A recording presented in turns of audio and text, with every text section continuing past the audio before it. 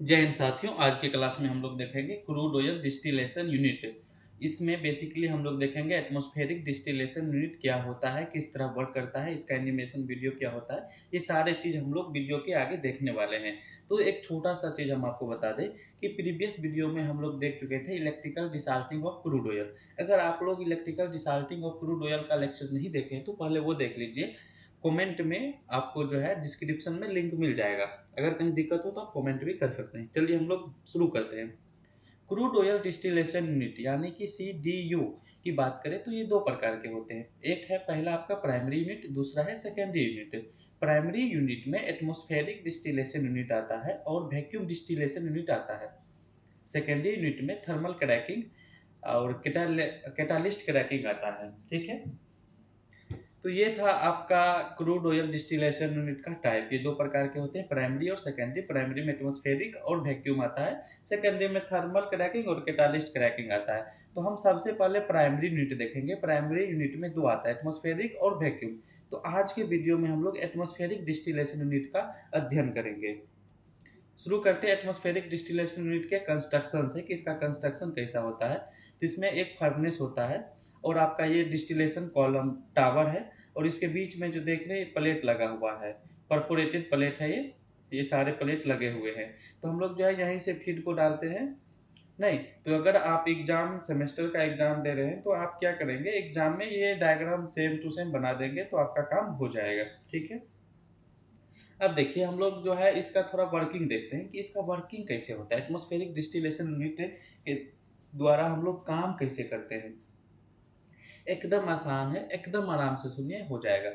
तो हम लोगों ने जो सबसे पहले क्रूड ऑयल को इलेक्ट्रिकल डिसाल्टिंग टावर में भेजे थे, इलेक्ट्रिकल डिसाल्टिंग कॉलम में भेजे थे। तो उसका जो डिसाल्टेड क्रूड ऑयल होगा, उस डिसाल्टेड क्रूड ऑयल को हम सबसे पहले फर्नेस में भेजेंगे। फर्नेस में 350 से 370 यानी 350 से 400 डिग्री सेंटीग्रेड तक का हीट रहता है। तो यहाँ पे क्रूड ऑयल को हीट किया जाता है, पूरा एकदम गर्म कर देंगे।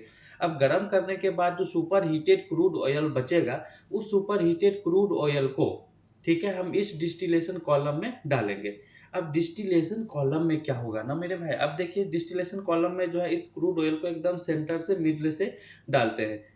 तो मैं पेन ले लेता हूँ, पेन से हमको थोड़ा समझाने में आसान होगा। रेड पेन लूँ, ब्लैक पेन लेता हूँ, ब्लैक का तो पट्टी भी है, चलिए ग्रीन पेन लेता हूँ। तो यहाँ से हम देखिए क्रूड ऑयल डालना शुरू करेंगे। तो पहले क्या करेगा ना, क्रूड ऑयल इसको भरेगा। इसको भरने के बाद ये यहाँ से वापस इस पे आएगा, फिर यहाँ से इस पे, इस तरह करके ये नीचे तक आ जाएगा। ठीक है, ये पूरा यहाँ पे भर जाएगा, भर जाएगा। अब ये जो देख रहे हैं ना, इसमें होल रहता है, छिद्र रहता है। इस प्रकार सारे प्लेट में छिद्र होते हैं, इस तरह से सारे प्लेट में छिद्र किया हुआ रहता है। अब देखिए क्रूड ऑयल जैसे ही इस पे गिरेगा, इसमें डिफरेंट डिफरेंट टेम्परेचर पे, अलग अलग टेम्परेचर पे इवोपरेट होके अलग अलग पोजीशन से आपका प्रोडक्ट निकलना शुरू हो जाएगा। मान लीजिए नेफ्था का टेम्परेचर क्या है, अपना नेफ्था का जब बॉइलिंग पॉइंट पहुंचेगा 140 डिग्री सेंटीग्रेड तो नेफ्था बॉयल होकर निकल जाएगा। सबसे लो बॉइलिंग पॉइंट होता है किसका, सबसे लो बॉइलिंग पॉइंट होता है एलपीजी गैस का, तो यहाँ से एलपीजी गैस निकल जाएगा। उससे नीचे नेफ्था का होता है तो यहाँ से नेफ्था निकल जाएगा, फिर किरोसिन निकलेगा, फिर लाइट गैस ऑयल, फिर हैवी गैस ऑयल। मतलब यहाँ पे जो सेपरेशन होता है ना, बॉइलिंग पॉइंट के बेसिस पर होता है। क्रूड ऑयल जैसे ही इसके अंदर आएगा, डिस्टिलेशन कॉलम के अंदर आएगा, इसमें मान लीजिए कि आपका बहुत सारा प्रोडक्ट जा रहा है, ABCD। ये ABCD मिक्सचर का क्रूड ऑयल है। क्रूड ऑयल में ए भी है, बी भी है, सी भी है और डी भी है। ए का बॉइलिंग पॉइंट मान लीजिए 10 डिग्री सेंटीग्रेड है, बी का 20 डिग्री है, सी का 30 डिग्री है और डी का 40 डिग्री सेंटीग्रेड है। ठीक है, अब डिफरेंट डिफरेंट बॉइलिंग पॉइंट के बेसिस पर यहाँ पे सेपरेशन होता है। जैसे ही फर्नेस से इसमें गिरेगा तो जो 10 डिग्री सेंटीग्रेड वाला जो होगा वो तुरंत बॉयल होके गैस में कन्वर्ट होगा और ऊपर से उड़ जाएगा। अब बी वाला, ए वाला तो सबसे ऊपर से भाग के चला जाएगा, बी वाला क्या होगा, यहाँ से निकल जाएगा, फिर सी वाला यहाँ से निकल जाएगा, डी वाला यहाँ से निकल जाएगा। अब मान लीजिए 100% तो नहीं जाएगा, हो सकता है ए वाला के साथ में बी भी थोड़ा चला गया हो, सी भी थोड़ा चला गया हो। तो इसको जो है ना वापस रिफ्लक्स ड्रम में भेजा जाता है। रिफ्लक्स ड्रम में क्या है ना, जो गैस फॉर्म में होगा ना उसको अलग कर देंगे और जो वाटर फॉर्म में होगा उसको भी अलग कर देंगे। और जो BCD जो जा रहा है ना आपका रिमेनिंग, ये प्रोडक्ट अगर रिफ्लक्स ड्रम में चला गया होगा तो उसको क्या करेंगे ना, लिक्विड में कन्वर्ट करके कंडेंस करेंगे, यहाँ पे कंडेंस करके लिक्विड में कन्वर्ट करके वापस इसको इसके थ्रू जो है इस कॉलम में भेज देंगे। अब देखिए यहाँ से जैसे ये कॉलम में आएगा, ठीक है, ऊपर से फिर से ये कॉलम में आना शुरू हो गया, ये आपका कॉलम में आ रहा है। अब देखिए ऊपर से ये आ रहा है, नीचे से जो आप क्रूड ऑयल कंटिन्यूअसली पंप कर रहे हैं, तो ये दोनों क्या होगा, एक दूसरे से मिलेगा। अब मान लीजिए ये ठंडा होके आ रहा होगा ना, तो नीचे से तो आपका पूरा गर्म फ्लूइड जा रहा है, अब गर्म फ्लूइड से ठंडा फ्लूइड में हीट ट्रांसफर होगा। अगेन अगर गैस कुछ मात्रा में यहाँ से मान लीजिए कुछ LPG गैस जो है आपके डिस्टिलेशन कॉलम में आ गया होगा, तो वो जो गैस है ना अगेन इवोपरेट होके वापस इसमें चला जाएगा। ठीक है, तो इस प्रकार जो है ना एकदम प्रॉपर सेपरेशन के लिए ये किया जाता है। ठीक है, और यही कारण है कि एटमॉस्फेरिक डिस्टिलेशन यूनिट में हम जो है फीड को बीच में डालते हैं, ताकि जो रिफ्लक्स ड्रम से रिटर्न आ रहा है उसका कॉन्टैक्ट जो है ना एकदम प्रॉपर हो सके, ताकि हम लोग का सेपरेशन बहुत अच्छा हो, इसलिए फीड को इसमें बीच से भी डाला जाता है। तो इसका जो है ना अगर समझ में नहीं आया होगा तो इसका हम लोग एनिमेशन वीडियो भी देखेंगे। और अभी हम छोड़ नहीं रहे, आपको वीडियो के अंत तक बने रहिए, प्रोसेस डिस्क्रिप्शन जब पढ़ेंगे वहाँ पे भी और समझ में आ जाएगा। वहाँ पे हम ABCD नहीं मानेंगे, वहाँ पे डायरेक्ट बताएंगे कि A क्या है, B क्या है, C क्या है, D क्या है। अभी इतना समझ लीजिए कि एटमॉस्फेरिक डिस्टिलेशन यूनिट में बॉइलिंग पॉइंट के आधार पर क्रूड ऑयल में जो भी प्रोडक्ट रहता है उसका सेपरेशन होता है। ठीक है, तो चलिए एक थोड़ा सा एनिमेशन वीडियो की ओर चलते हैं हम लोग। ये आपका एनिमेशन वीडियो है। ठीक है, यहाँ पे देखिए क्रूड ऑयल जो है आपका इसमें जा रहा है, ये आपका डिस्टिलेशन कॉलम है। ठीक है ना, ये जो आपका ये डिस्टिलेशन कॉलम है, इसमें क्रूड ऑयल अभी आना शुरू हुआ है। ये ट्रे लगा हुआ है, प्लेट जिसको बोले, इसमें देखिए परफोरेटेड प्लेट है, इसमें छिद्र किया हुआ है। क्रूड ऑयल आ गया, बीच से आ रहा है, पहले ये प्लेट भरा, ये भरा, ये भरा, इस तरह करके भरते हुए देखिए पूरा नीचे तक ये आएगा। अब देखिए यहाँ से तो एकदम समझ में आ जाएगा, पूरा भरना शुरू हो गया। ठीक है, ये रीबॉयलर यहाँ पे लगा हुआ है। अगेन अगर कुछ हैवी प्रोडक्ट यहाँ पे आ गया तो इसको बॉयल करके वापस हम जो है यहाँ पे भेज देंगे। ठीक है, ये जो है आपका ये फर्नेस है। अगेन दोबारा ये रिबॉयलर के नीचे यहाँ पे जो आपका फर्नेस लगा दिया गया है, यहाँ पे दो दो फर्नेस इस एनिमेशन वीडियो में यूज किया गया है, तो घबराना नहीं है। ठीक है, देखिए ये भाल्व है, फ्लो मीटर का भाल्व है, यहाँ से देखिए एकदम आप फ्लूइड आ रहा है। ठीक ना, यहाँ से डिस्चार्ज जा रहा है, यहाँ पे पूरा एकदम प्री हीट करके पूरा गर्म कर देते हैं, गर्म करके इसमें डालते हैं, ये भी फर्नेस है। यहाँ पे भी गर्म होके आपका बीच से यहाँ पे गिरना शुरू हो जाता है। उस टाइम आप लोग देख रहे थे, यहाँ से गिरा, यहाँ पे आया, यहाँ पे आया। अब देखिए गर्म हो गया तो जैसे जैसे जिसका बॉइलिंग पॉइंट जैसे था वैसे वैसे वेपर में कन्वर्ट होकर पूरा ऊपर जा रहा है। ठीक है, वेपर में कन्वर्ट हुआ और ये ऊपर जाना शुरू हो गया, वेपर में कन्वर्ट हुआ ऊपर जाना शुरू हो गया। अब यहाँ से देखिए ये आपका रिफ्लक्स ड्रम है, रिफ्लक्स ड्रम में जो भी आपका दूसरा प्रोडक्ट चला गया होगा ना उसको वापस लिक्विड में कन्वर्ट करके वापस देखिए इसमें भेजा जा रहा है। अगेन इसका कॉन्टैक्ट टाइम यहाँ पे देखिए बढ़ रहा है, तो प्रॉपर सेपरेशन हो रहा है यहाँ पे। ठीक है, इसमें देखिए प्लेट जो है ये परफोरेटेड प्लेट है, इस तरह का ये काम करता है। देख रहे हैं? यहाँ से एकदम आ रहा है। बंद, वीडियो को रोकते हैं। ये देखिए ये आपका फर्नेस है, यहाँ से गर्म करके हम यहाँ से फीड को डाल रहे हैं, ये पूरा भर रहा है, यहाँ भर रहा है, यहाँ भर रहा है। अब यहाँ पे जो हैवी सबस्टांस है RCO, जो 350 डिग्री मैक्सिमम टेम्परेचर देते हैं, उस पे भी आपका बॉयल नहीं होता, गैस में कन्वर्ट नहीं होता, वो क्या करेगी जी, उसको तो और नीचे डाल डाल देंगे ना, उसको हम लोग बाय प्रोडक्ट के रूप में, एक्स्ट्रा प्रोडक्ट के रूप में बाहर निकाल देते हैं। ठीक है, बाकी यहाँ से हीट देके इसके छिद्र जो रहता है इसके प्लेट के बीच में, यहाँ से पास आउट करवा के ऊपर से गैस को कलेक्ट कर लिया जाता है। तो बॉइलिंग पॉइंट के बेसिस पे हम लोग का यहाँ पे सेपरेशन होता है।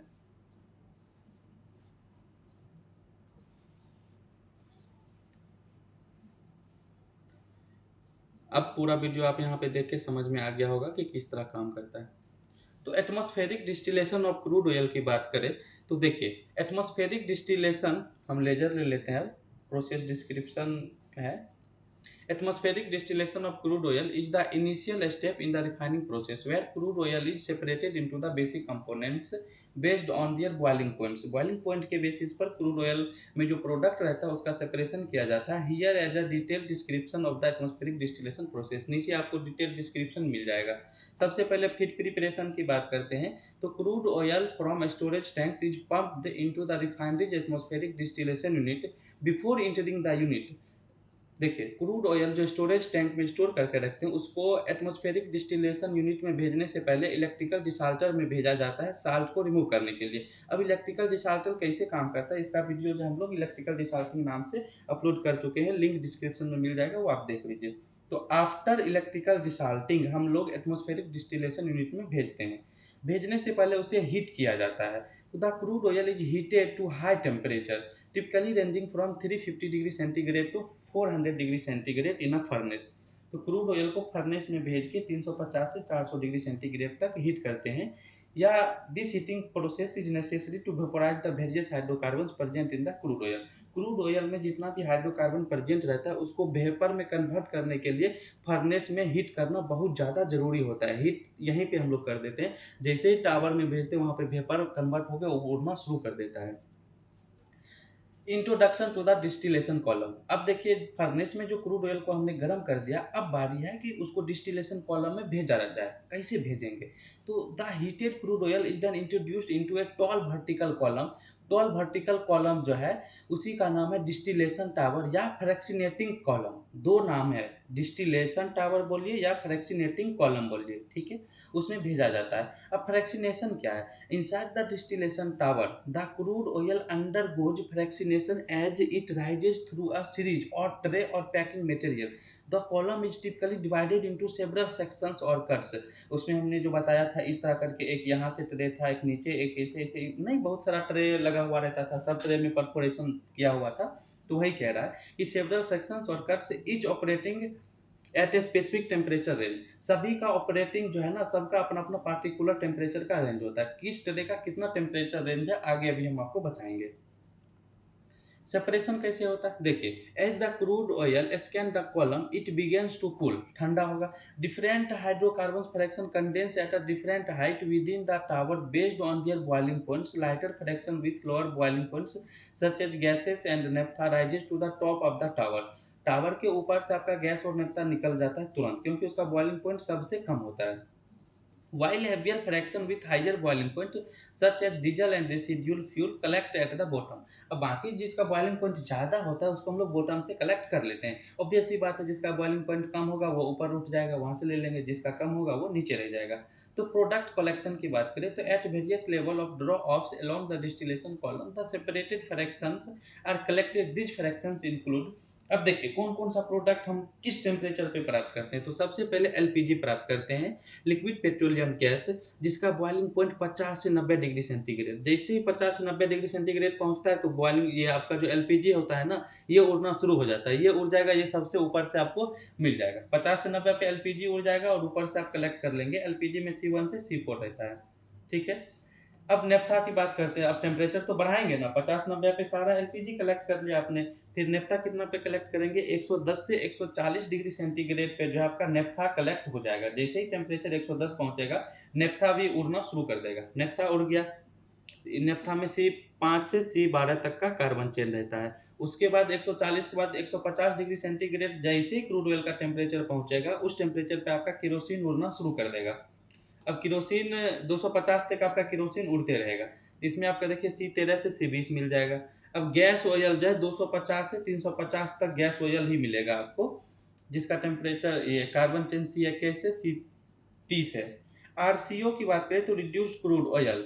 अब देखिए ये ऐसा है जो उड़बे नहीं करता है. अब टेम्परेचर आपका 370 से भी ज़्यादा दे दिया, कुछ उड़ ही नहीं रहा है, तो उसको हम लोग आरसीओ बोलते हैं. इसको बॉटम से हम लोग कलेक्ट कर लेते हैं, ठीक है. एक बार और आप फोटो देखिए, एकदम समझ में आ जाएगा बहुत अच्छा से. ये देखिए, फर्नेस में हमने डिसाल्टेड क्रूड ऑयल को डाला, पूरा गर्म कर दिया. यहाँ से हम जो है जैसे इस टावर में आएगा, इसको डिस्टिलेशन कॉलम या फ्रैक्शनेटिंग कॉलम भी बोलते हैं, ठीक है. इसमें जैसे ही आएगा तो 50 से 90 पे आपका केरोसिन गैस, एलपीजी गैस जो है उड़ के उड़ना शुरू हो जाएगा. उसके बाद आपका 90 के बाद जैसे ही आगे टेम्परेचर और ज़्यादा हम देंगे तो नेफ्था उड़ना शुरू हो जाएगा और हम नेफ्था को कलेक्ट कर लेंगे। उससे और ज़्यादा टेम्परेचर देंगे केरोसिन आ जाएगा, उससे और देंगे तो लाइट गैस ऑयल आ जाएगा, उससे थोड़ा और देंगे तो हैवी गैस ऑयल, और 370 से ज़्यादा जैसे ही टेम्परेचर को करेंगे तो आरसीओ आपको मिल जाएगा। ये आरसीओ जो है आगे जो है हम लोग वैक्यूम डिस्टिलेशन यूनिट में भेजते हैं। ठीक है, तो ये था आपका atmospheric distillation unit.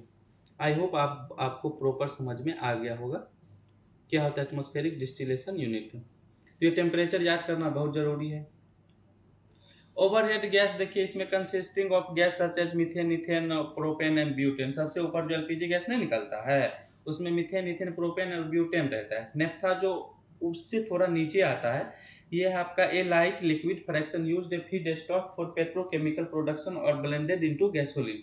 Kerosene and jet fuel की बात करें तो ये middle distillate used as a aviation fuel और फॉर हीटिंग। डीजल की बात करें तो a heavier liquid fraction used as fuel for diesel engine. Diesel engine के लिए बात यूज किया जाता है। गैस ऑयल में दो वो था, एक एलजीओ था लाइट गैस ऑयल, एक एचजीओ था हैवी गैस ऑयल। इस सबसे ऐसे डीजल ही निकालते हैं हम लोग। Another heavy liquid fraction used as a feedstock for further refining process. अब रेसिड्यूल फ्यूल ऑयल जो है, रेसिड्यूल आरसीओ जो सबसे नीचे था, वो हैवी लिक्विड फ्रैक्शन है जिसका use ship and industrial boiler में भी करते हैं, या उसको हम जो है ना अगेन वैक्यूम डिस्टिलेशन कॉलम में भेज के उससे भी हम लोग जो है गैस निकाल लेते हैं, पेट्रोल डीजल सब निकलता है। ठीक है, तो ये ओवरऑल था। हीट रिकवरी हम लोग करते हैं, प्रोडक्ट का ट्रीटमेंट करते हैं, बाय प्रोडक्ट हो गया, कंट्रोल एंड मॉनिटरिंग क्या क्या है ये आप लोग यहाँ पे देख लीजिए। ठीक है, ये पढ़ने की चीज़ें हमने लिख दिया, आप पढ़ लीजिए, प्रॉपर समझ में आ जाएगा, कोई रॉकेट साइंस है नहीं। The atmospheric residue, generally known as reduced crude oil (RCO), it contains a large volume of distillable oil to recover this distillate। अब देखिए सबसे नीचे जो RCO आया ना, इसमें अभी भी बहुत मात्रा में ऑयल प्रेजेंट है। ठीक है, तो उसको रिकवर करना पड़ेगा ना, उसको रिकवरी करने के लिए हम लोग जाके इसको वैक्यूम डिस्टिलेशन यूनिट में डालते हैं। तो सबसे पहले देखिए हम लोगों ने क्या किया था, पेन लेना पड़ेगा, आ जाओ भाई, पेन, ये हम लोग पेन लिए। सबसे पहले देखिए हम लोगों ने क्रूड ऑयल को इलेक्ट्रिकल डिसाल्टिंग में भेजा था। इलेक्ट्रिकल डिसाल्टिंग में भेजा। आफ्टर डिसाल्टिंग हम लोग जो है एटमॉस्फेरिक डिस्टिलेशन यूनिट में भेजे। ठीक है, अब एटमॉस्फेरिक डिस्टिलेशन यूनिट में जो सबसे बॉटम में आपका आरसीओ मिल गया था, ये आरसीओ ले लीजिए और एचजीओ भी ले सकते हैं, कोई दिक्कत नहीं है। आरसीओ और एचजीओ को जो है अब यहाँ से हम लोग जो है वैक्यूम डिस्टिलेशन यूनिट में भेजेंगे। ठीक है, तो हम लोग जो है सबसे पहले रिफाइनरी में जो क्रूड ऑयल आता है उसका इलेक्ट्रिकल डिसाल्टिंग करते हैं, उसके बाद एटमॉस्फेरिक डिस्टिलेशन यूनिट में भेजते हैं। एटमॉस्फेरिक डिस्टिलेशन यूनिट में जो है बॉइलिंग पॉइंट पे ये वर्क करता है, इसका प्रिंसिपल बॉइलिंग पॉइंट होता है। इसके बाद जो इसका जो बॉटम प्रोडक्ट है रेसिड्यू जो है इसका, इसको हम लोग वैक्यूम डिस्टिलेशन यूनिट में भेजते हैं। तो वैक्यूम डिस्टिलेशन यूनिट का फीड क्या हो जाएगा, वैक्यूम डिस्टिलेशन यूनिट का फीड आपका आरसीओ है। ठीक है, और इलेक्ट्रिकल एटमॉस्फेरिक डिसाल्टिंग यूनिट का फीड क्या है, डिसाल्टेड क्रूड ऑयल है। डिसाल्टेड क्रूड ऑयल है। और इलेक्ट्रिकल डिसाल्टिंग का फीड क्या है, तो आपका कच्चा तेल है, क्रूड ऑयल है। तो ये था ओवरऑल आपका पूरा वीडियो।